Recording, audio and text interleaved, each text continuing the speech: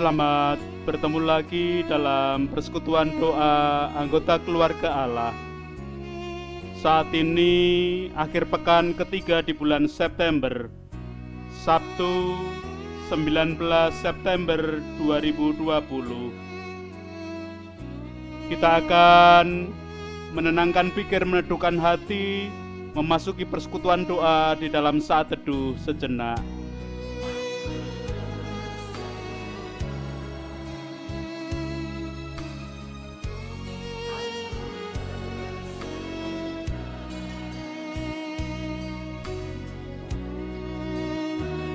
Pertolongan kita hanya berasal dari Allah yang telah menciptakan langit bumi beserta segala isinya. Kasih karunia dan damai sejahtera yang dari Allah Bapa kita dan Tuhan Yesus Kristus ada pada saudara sekalian. Amin. Anggota keluarga Allah, hari ini kita akan memperhatikan sabda suci berdasarkan catatan Lukas di dalam pasal ke-8, ayatnya yang pertama sampai dengan ketiga, tentang perempuan-perempuan yang melayani Yesus. Tidak lama sesudah itu Yesus berjalan berkeliling dari kota ke kota dan dari desa ke desa memberitakan Injil Kerajaan Allah. Ke-12 muridnya bersama-sama dengan dia, dan juga beberapa orang perempuan yang telah disembuhkan dari roh-roh jahat atau berbagai penyakit, yaitu Maria yang disebut Magdalena yang telah dibebaskan dari 7 roh jahat, Yohana istri Kusa bendahara Herodes, Susana, dan banyak perempuan lain. Perempuan-perempuan ini melayani rombongan itu dengan kekayaan mereka. Demikian kesaksian Lukas.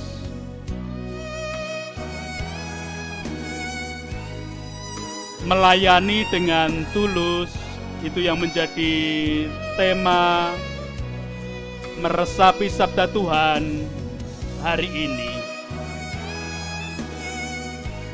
Diawali dengan pertanyaan, apakah perempuan tidak boleh turut dalam pelayanan bagi Tuhan Allah?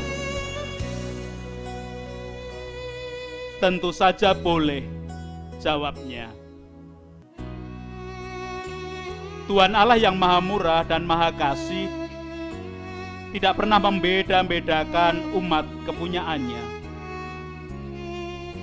Semua orang sama di hadapan Tuhan. Dalam menganugerahkan talenta dan kepandaian, Tuhan Allah tidak pernah pilih-pilih.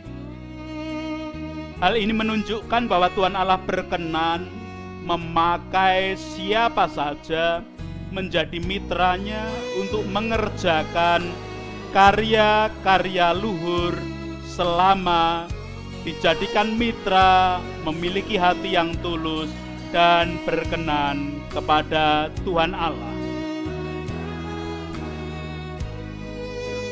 Saat Tuhan Yesus melakukan karyanya di dunia ini, ada perempuan-perempuan yang turut ambil bagian dalam perjalanan pelayanannya, seperti Maria Magdalena, Yohana istri Kusa, seorang bendahara Raja Herodes, Susana, dan lainnya.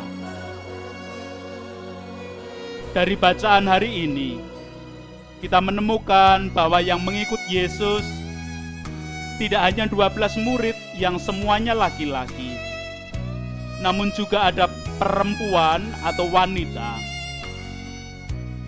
Kemudian ada yang membuat orang-orang itu mau mengikuti Yesus di dalam karya pelayanannya untuk mewujudkan damai sejahtera dan keselamatan di dunia.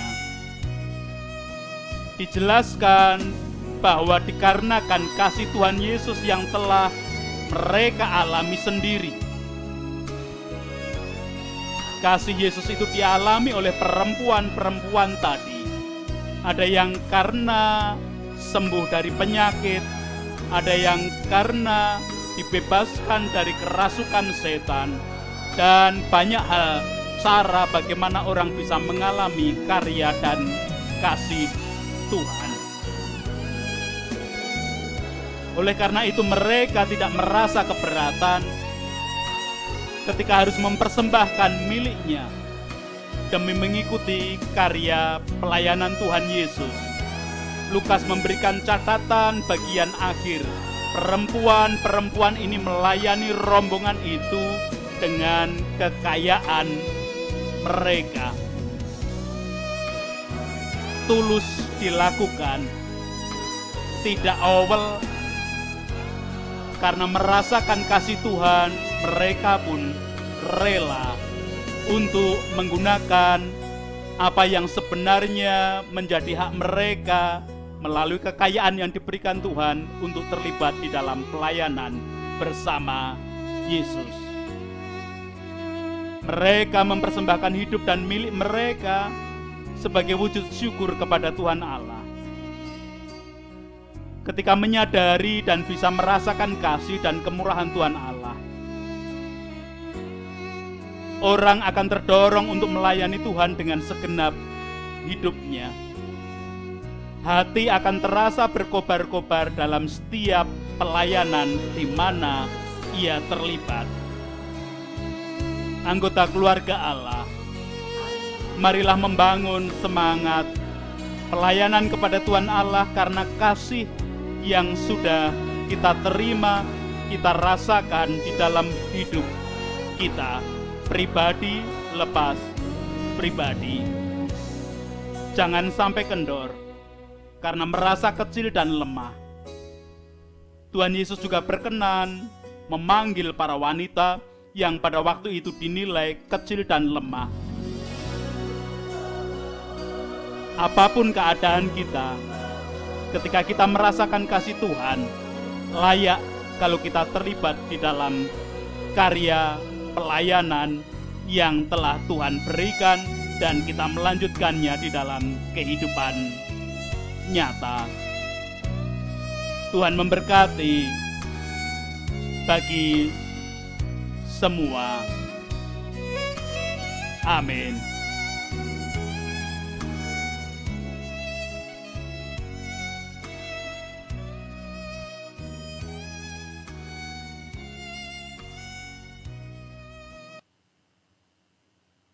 Kita bersama-sama menghadap Tuhan di dalam doa. Terima kasih ya Tuhan, hari ini kami diingatkan melalui sabda-Mu yang dicatat Lukas tentang kisah para perempuan yang turut terlibat di dalam karya pelayanan-Mu.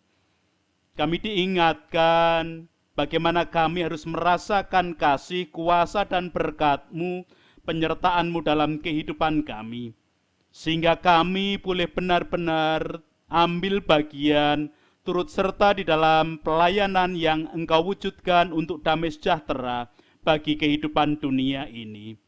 Sekarang kami menyediakan diri kami untuk terlibat di dalam karya pelayanan-Mu, membangun damai sejahtera bersama bagi kehidupan dunia, mendatangkan kebaikan, berkat yang Tuhan berikan bagi setiap kita.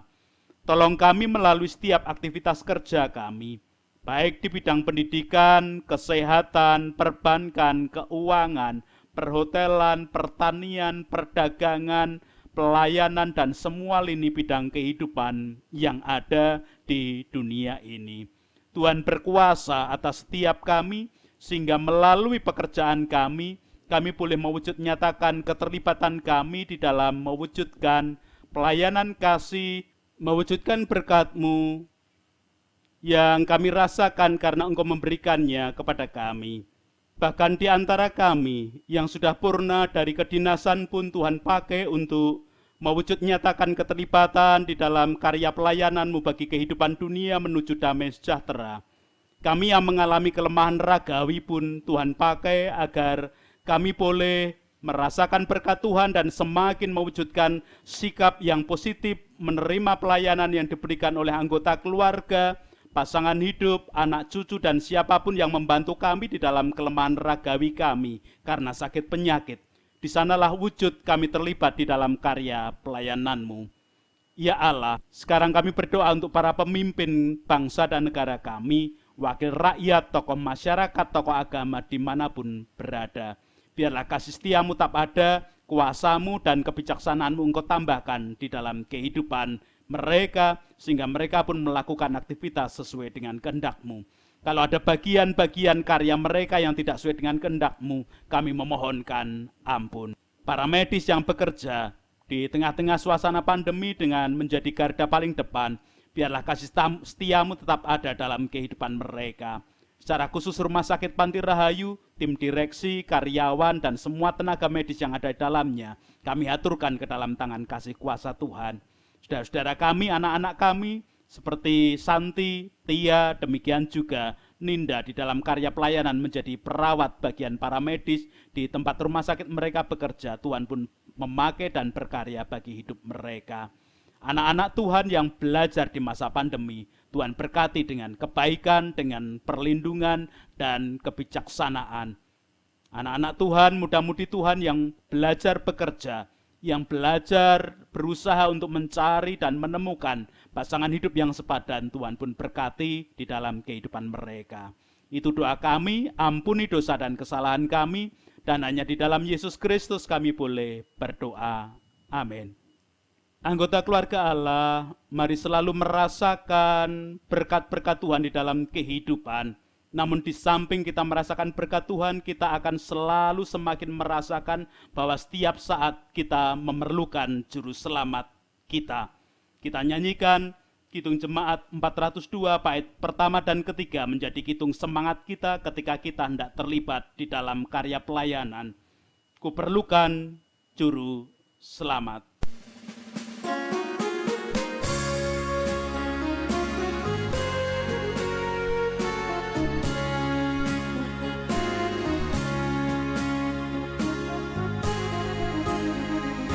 Perlukan juru selamat agar jangan ku sesat. Selalu harus ku rasakan bahwa Tuhanku dekat, maka jiwaku tenang, takkan takut dan enggan. Bila Tuhanku membimbing ku di malam pun tentram.